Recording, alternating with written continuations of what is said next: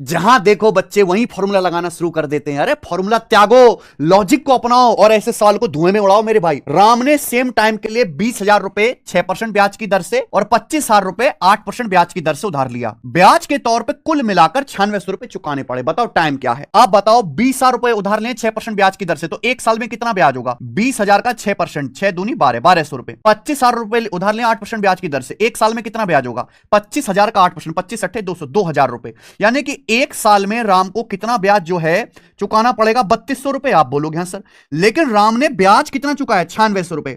अगर एक साल में 3200 रुपए ब्याज है तो 9600 रुपए ब्याज कितने साल में चुकाया होगा? 3 साल में। यानी कि मेरे भाई राम ने 3 साल के लिए पैसा उधार लिया है। बन गया ना तुरंत? ये बनाओ।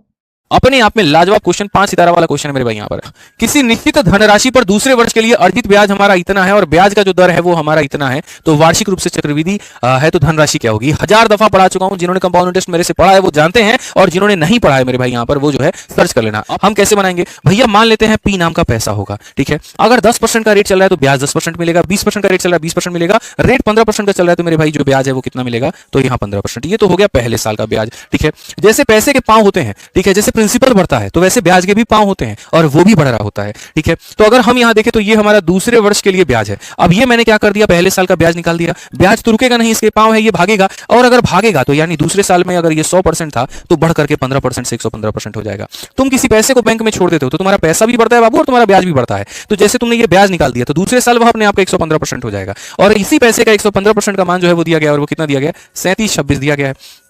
हल कर लो मेरे भाई। यहाँ पर सवाल के नाम पर कुछ भी नहीं है, कलंक है ये। कुल मिलाकर के प्रिंसिपल कितना होगा मेरे भाई? 52 का 4 गुना कितना हो जाएगा? तो मेरे भाई 21600। यहाँ पर कौन सा ऑप्शन है भाई? ऑप्शन नंबर बी फॉर बड़की बहुत सही उत्तर है।